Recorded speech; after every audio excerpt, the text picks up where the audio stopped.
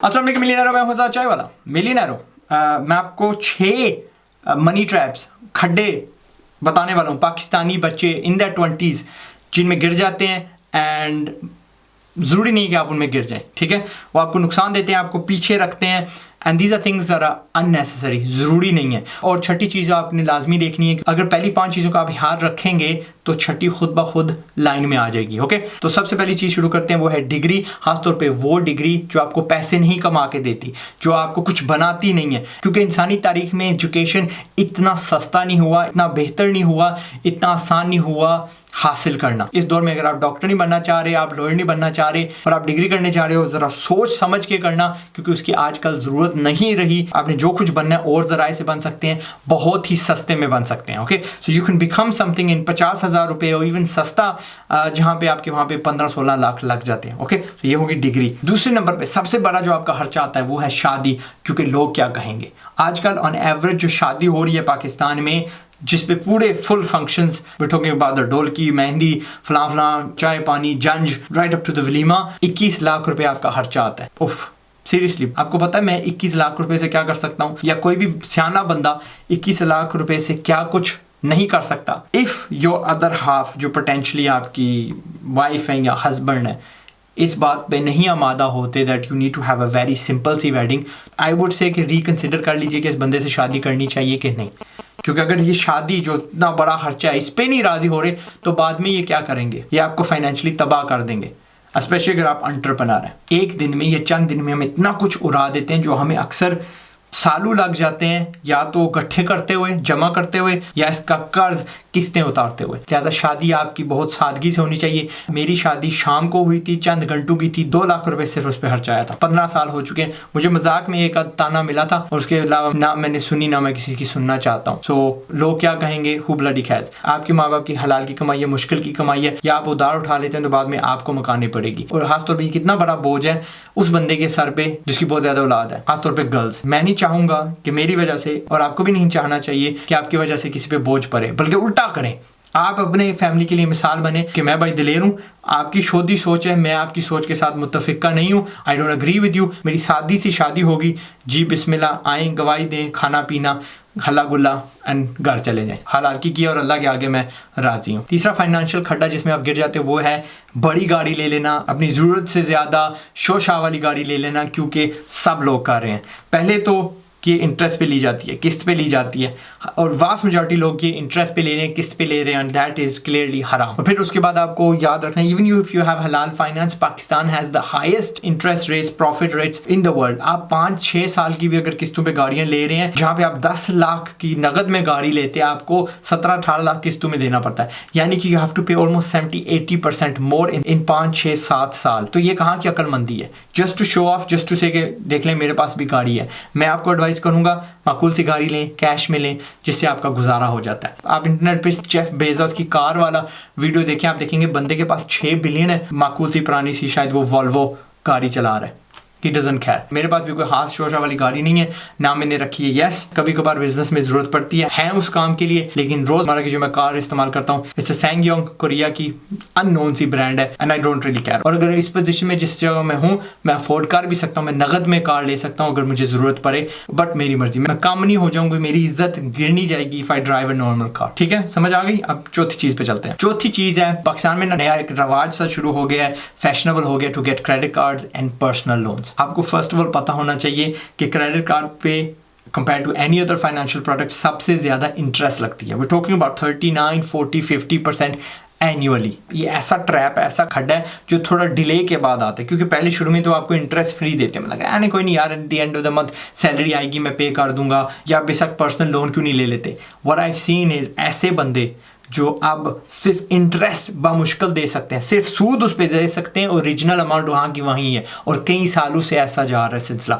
उनको ये भी नहीं पता कि यार बैंकरप्ट किस तरह होते हैं, इसको अपने गले से किस तरह उतारनी है, और उनको बड़ा पछतावा है कि इतनी बड़ी आफत मैंने सर पे कैसे ले ली। लिहाजा मैं नहीं चाहता कि आप भी उस पोजीशन में हो। ना आपने क्रेडिट कार्ड लेना है, ना आपने पर्सनल लोन लेना है, जितनी आपकी चादर है, बल्कि मैं कहूँगा उससे भी कम फैलाएं। I want you to start saving money on the side for rainy day, मुश्किल दिन, मुश्किल वक्त इंशाल्लाह आपके पास थोड़ी सी सेविंग होनी चाहिए लाजमन। पांचवा ट्रैप ये है कि पाकिस्तान में शॉपिंग एक हॉबी सी बन चुकी है। हॉबी का मतलब शौक, जहाँ शौक का कोई मुल नहीं, राइट, शौक सा बन चुका है। कंज्यूमरिज्म पाकिस्तान में आ चुकी है। हमने वो चीज़ें लेना शुरू कर दी हैं जिनकी हमें ज़रूरत नहीं है, हम इस्तेमाल नहीं करते और ख़ास तौर पर हम अफोर्ड नहीं कर सकते। लेकिन हमारे पास क्रेडिट कार्ड है ना, कोई नहीं यार सैलरी वाले दिन उतार देंगे। तो आप देख लें चौथे वाला जो क्रेडिट कार्ड पर्सनल लोन अब इसमें आ रहा है। हम चीज़ें ख़रीद रहे हैं that we can not afford, ना हमें उनकी ज़रूरत है।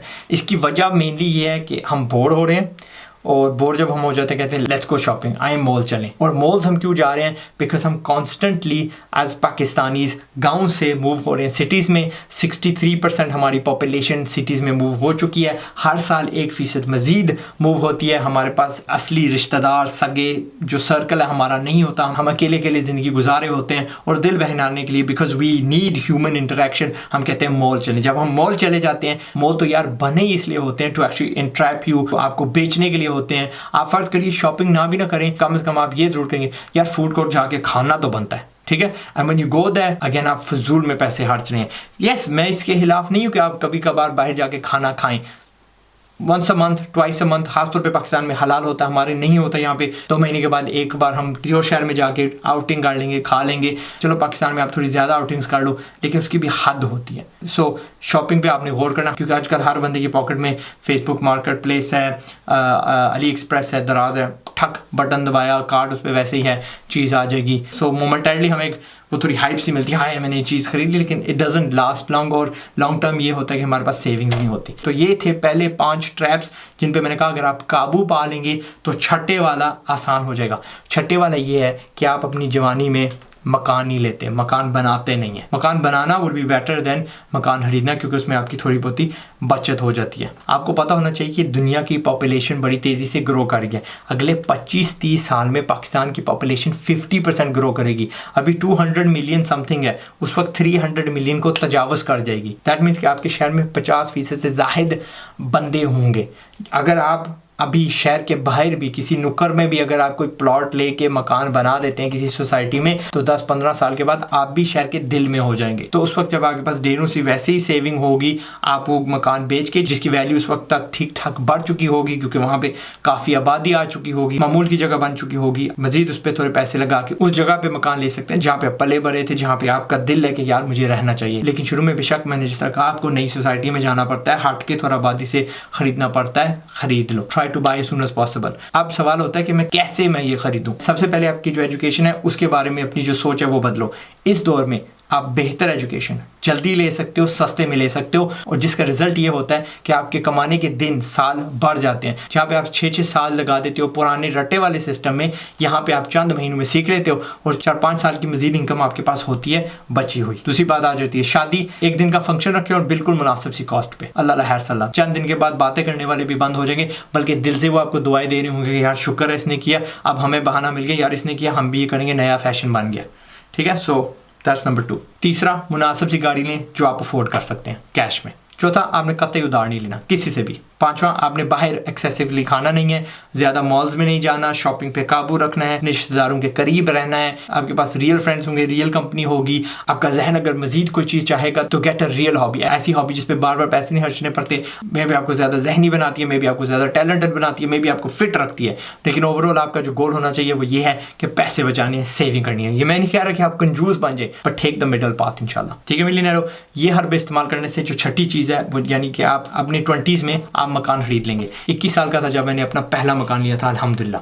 बाय द एज ऑफ 30 ना पूछिए मेरे पास कितने थे। लव यू ऑल, अपना ख्याल रखिएगा। जितनी भी चीज़ें मैंने यहाँ पे कही हैं ना, ये अगर आप गौर करें, इट्स गोइंग अवे फ्रॉम दस्तूर। जो बाकी करें उससे आप हट के सोचिए, हट के कुछ करें, तो then you will get this result इंशाल्लाह। That's it. लगे रहो मेरे बबरशेर मिलियनेरो। इंशाल्लाह आप मेरा बूथ फिर से देखेंगे in another video. Till then अपना ख्याल रखिएगा। अस्सलाम वालेकुम एंड पाकिस्तान जिंदाबाद।